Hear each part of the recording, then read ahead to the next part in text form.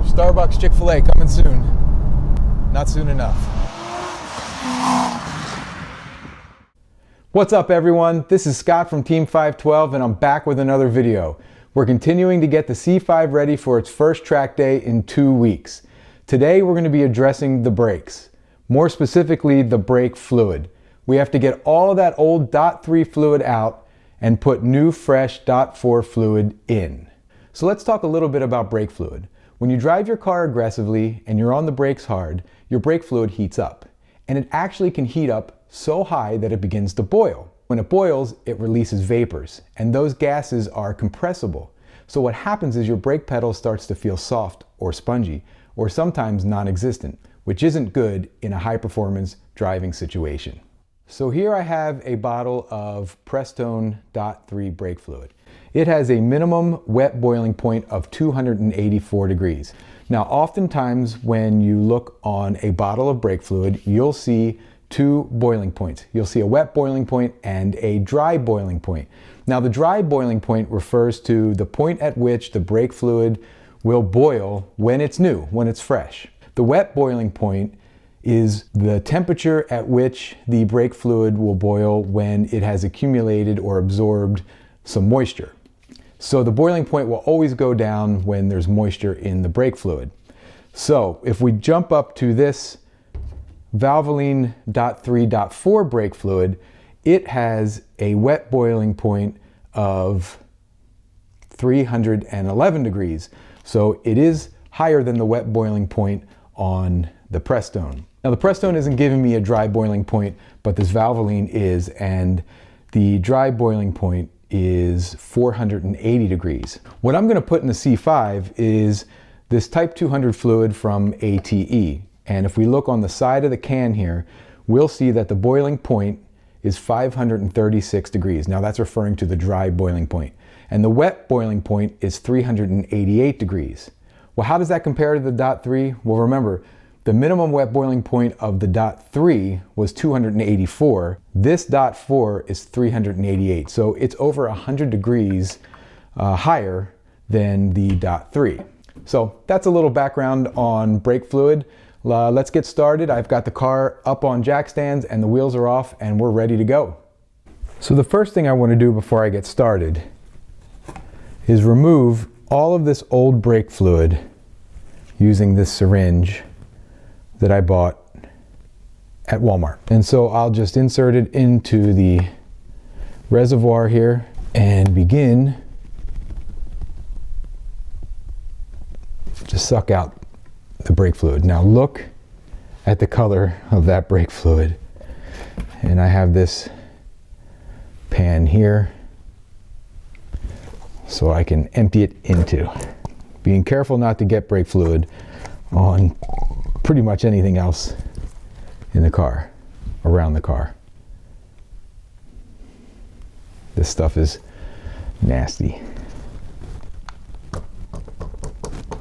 I just got finished flushing as much brake fluid from the reservoir as I could, and I noticed there's still a bunch of fluid in the back part of the reservoir, and there's a baffle in the way, and I can't drain that fluid out. The inside of the reservoir is kind of dirty too, so I decided to order a new one. Well, it turns out that part is discontinued. I called a local Chevy dealer as well as my local parts stores, and they all confirmed that this part is no longer available. I went on Amazon, the part number showed up, but it said out of stock, and so the only thing I have left to do is pull the existing reservoir from the master cylinder and attempt to maybe run some solvents through it and get it as clean as possible before I put it back in my car and put fresh brake fluid in it.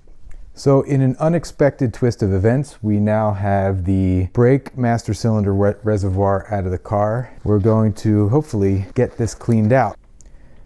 And that was basically the contents that I couldn't get out of that area because it was behind some internal baffle. That is still looks like there is a ton of junk. Oh man, this is 20 years of neglect, I guess, I mean, it's pretty dirty. I need to get that clean. Otherwise, putting fresh new brake fluid into this reservoir is not going to stay clean for very long, and it's going to carry that dirt through the brake lines. Okay, so here's an update a few days later. I couldn't fathom the thought of pushing nice clean brake fluid through that dirty old reservoir.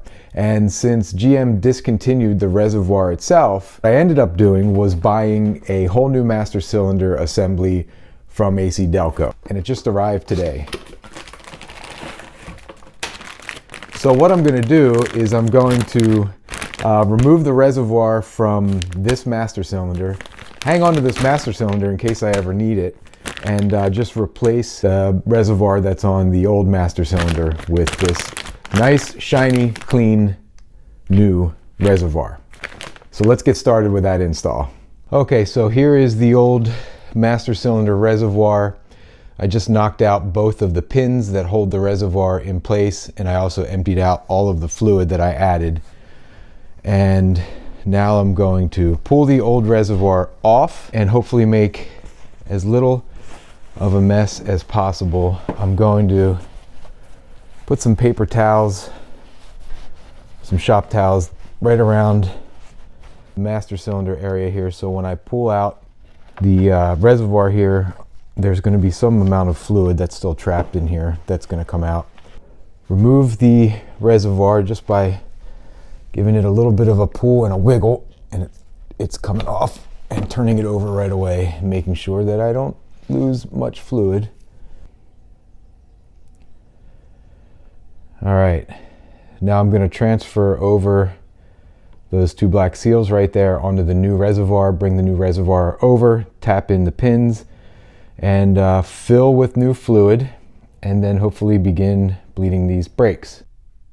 All right, great news. The new master cylinder reservoir is finally in, the pins are in, and it's securely in place.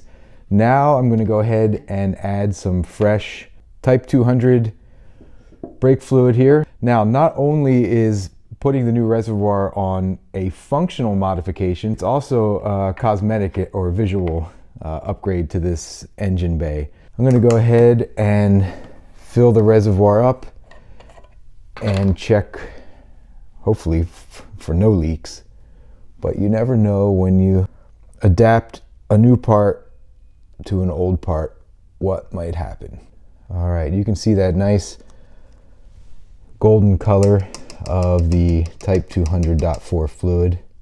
Okay, I got my Motive power bleeder right here, and a couple things I want to touch on real quick before I start bleeding the brakes with it. There are two ways that you can use the power bleeder. You can fill the power bleeder with brake fluid, connect the cap to the reservoir, pump it up to about 20 psi, and let the power bleeder push the fluid into the reservoir and through your brake lines. The other way you can use this is just to use the power bleeder as compressor or air chamber. You can fill your reservoir, screw the cap on, pump this full of air, and just use air pressure into the reservoir to push the fluid through the brake line. Now, there's pros and cons to both approaches. The first approach, the obvious con, is you're left with a reservoir and tubing that you need to make sure you clean really well before you put it back. The con of using it just as a compressor or an air tank is that you have to constantly make sure that your reservoir on the car, on the master cylinder, has fluid in it. Otherwise, you're going to end up pushing air through the lines. I'm going to go with the first method. I'm going to go ahead and fill this with brake fluid and attach it to the reservoir, pump it up to pressure, and start cracking the bleed screws on each of the calipers. All right, so we are going to begin the bleed procedure. The first thing that we need to do is take off the reservoir cap and screw on the cap for the power bleeder. You want a really good seal there because you don't want air getting in.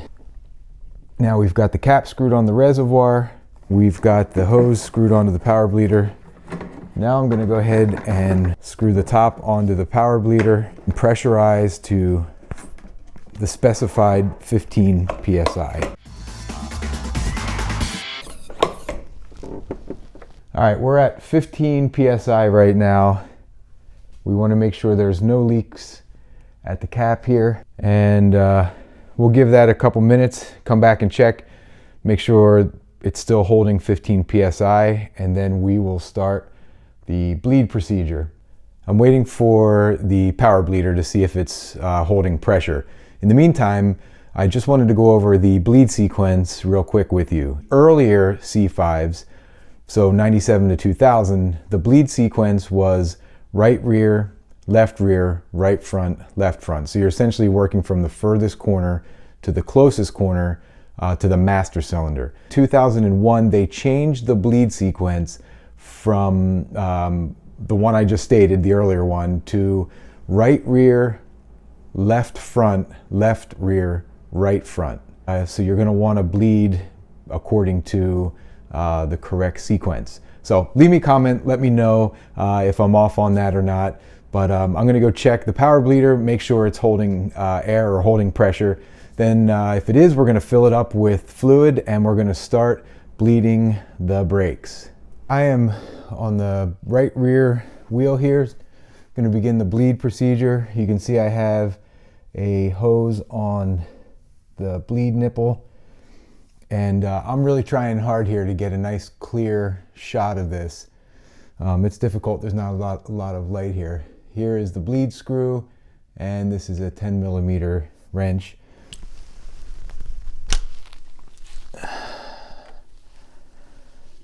We should see there it is.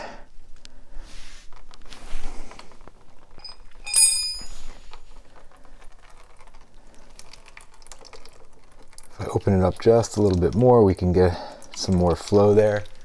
There's a couple there coming through. I don't know if you can see those on camera or not. So I'm going to go through each of the four corners and do this same procedure until all of the old fluid is drained out and the new fluid is in. So I just got done bleeding the brakes at all four corners, and a few things to leave you with in closing. The bleed screw and nipple on the front brake calipers is actually at the top of the caliper.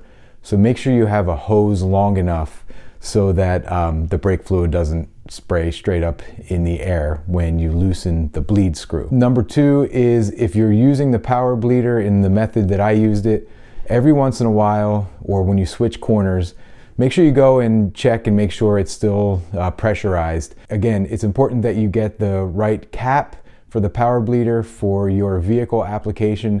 I'll put the information down in the description for C5 Corvette cap. This was a much bigger project than I anticipated it to be. I thought it was going to be an hour and a half, but going through ordering a new master cylinder so that I could get the reservoir, take the old reservoir out, put the new reservoir in, and finally finish up with the bleeding took quite some time. So I'm happy it's all done. The car is pretty much ready for the track day in another 2 weeks. I just hope the weather holds out. So that's it for this video. If you enjoyed the video, please consider subscribing to my channel and hit that like button while you're at it. Till next time, see ya.